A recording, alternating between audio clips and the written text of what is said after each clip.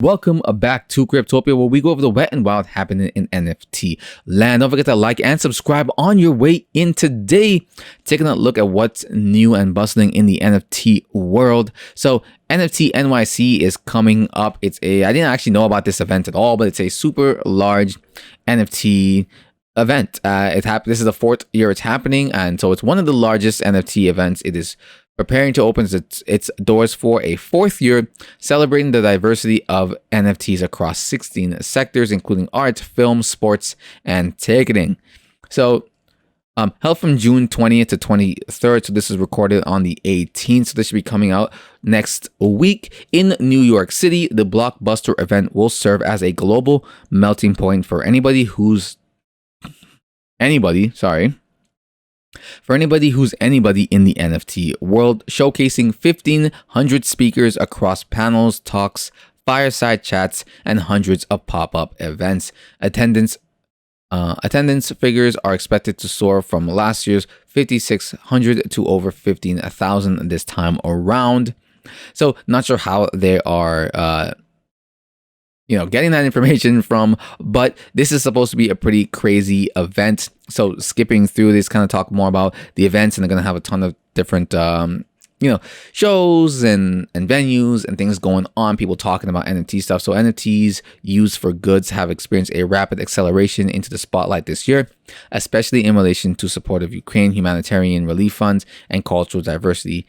So they're going to talk about how the utility of NFTs, pretty much anything NFT moving forward.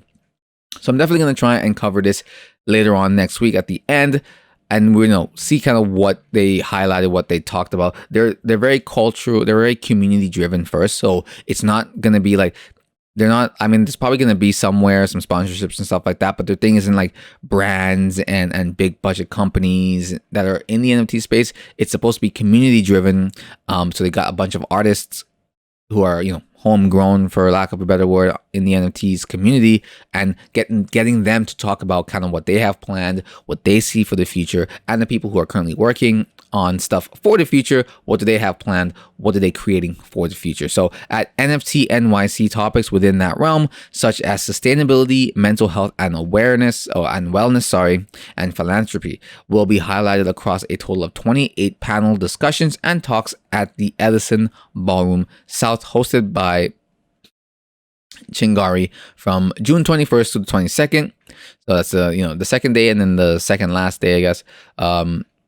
There's also going to be Cointelegraph senior reporter Rachel Wolfson will be hosting a 15-minute fireside chat on June 22nd titled "Breaking the Boys Club Culture in Crypto: How NFTs Are Bringing Women into Web3." So if that's something that you're interested in, be on the lookout for June 22nd. You'll probably be able to find some YouTube videos or articles, or wait for me to talk about kind of what they went over within this coming week. NFTs, despite everything that they've gone through, despite kind of the downturn that we're facing, are still seeing some pretty good stuff. We're about to talk about that in a couple of other articles. This isn't financial advice, but I do like to say that if you are interested in picking up any of the NFTs you've seen over the past year, now is great discount season. I always suggest getting something that you like the art of, or something you believe in the product that they're designing, the utility that they're offering. And if you do, now is a great time. Everything's on a discount in the way I see things. Again, not financial advice, but if you're interested in NFTs that way, now would be a good time to take a second look at that. And that's kind of what we're going to be talking about here. Mostly in the next one, but basically, so Ethereum Layer 2 Immutable X plots a 500 million fund for NFT game developers. So Immutable X is used by firms like GameStop, TikTok, and esports ESL for NFT collectibles and crypto-powered video games. The funds will support development, building upon success with blockchain games such as Gods Unchained and Guild of Guardians.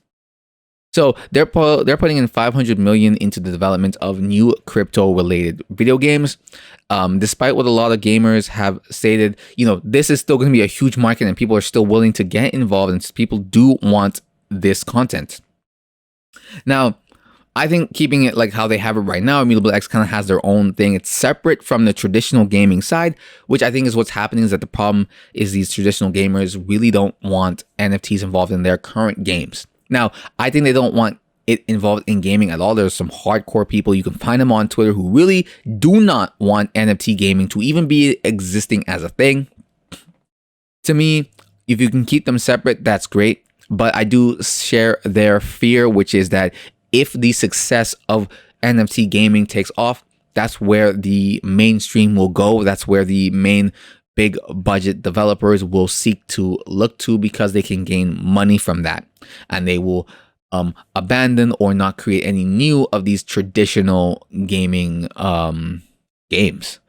So there is that fear, but this is definitely going to happen. Dropping $500 million is, that's not pocket money right there. So obviously, huge things are going to come out of the NFT gaming world. They already are, and you're going to see a lot more moving forward. Despite the downturn, right? NFT gaming is actually one of the sectors of NFTs or crypto that's actually doing pretty well. Like, the games are still being played for the most part, and they're still like up there. So, out of everything else, NFT gaming is doing pretty well. I think it does really well in India. So maybe their population alone might be enough to keep it afloat, to be honest with you. But NFT gaming is doing relatively well during this downturn. So are investors buying the NFT dip? Bases has the answer. So I think I've said this already, like, twice now. I'm personally, not financial advice, buying the crypto dip. I'm not so much buying the NFT dip, because my extra cash is being allotted to buy more and line my pockets with the crypto stuff. Simply because the NFTs I hold are collectibles anyways. They weren't meant to really be resold to begin with. But in terms of crypto, I lost a lot of money on this kind of downturn. But to me, that's fine. I expect to make it back eventually. And so I'm just rebuying some new stuff to help cushion the floor price. So when I get up there, back up to my level at crypto, I've already made a ton of profit. And then beyond that, I will be making more profit. Excuse me. So for that, that's particularly why I'm doing that. NFTs I haven't really bought much of. Though I do suggest, if you are into NFTs that way, to do so. I'm still looking at some of mine, deciding, when and where, if I should allocate money toward this right now. Do I really want to pick this up and add to my collection, or do I want to get this particular cryptocurrency thing? Plus, I'm going on vacation, and there's all that going on as well. So the current cryptocurrency market remains in a state of chaos. The liquidations are over 200 million on a daily scale, again, as Bitcoin headed toward the 20K mark. Ethereum, the second largest coin, suffers the same fate. At this point, I think Bitcoin is below. Is this live? I believe so. So it's like 19,000 right now. Ethereum is okay. I don't know if this is live, but it was below. When I looked at it this morning, it was below. You know what? I'm gonna look at it right now, and I'm gonna find out if this is live. Oh, Solana just dropped 4%. So yeah, that's not live. Bitcoin is currently 17,962. Ethereum is 910. So things are still dipping lower and lower. So wasting no time, given the current market crash, many NFT projects have suffered a significant decline in price, especially the big popular ones. You can see it more than anything with the Bases, the Clone X, the Meebits, Azukis, all that stuff, right? While the steep decline in the floor price also helps investors to buy it cheaper, which a lot of people are, which is why I'm suggesting, if you're into it, you should do that. Not financial advice, but seems like a really easy grab if you were planning on buying anyways. According to data from NFT Price Floor, the floor price of the Bases has dropped below 100,000 for the first time in almost a year. At the time of writing, Bases were priced at 85,000. Crazy.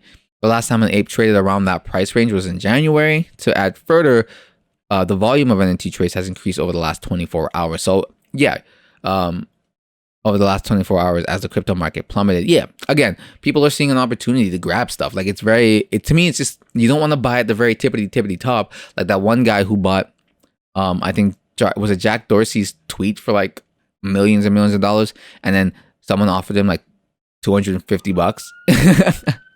So I don't know if you guys can hear the fire ambulance passing by, but anyways, Yeah, it was like that's buying at the tip top, bro, and then at the rest of it, you will, now you're at the bottom, so you can't sell that shit. Maybe wait till it goes back up, and maybe you'll be able to.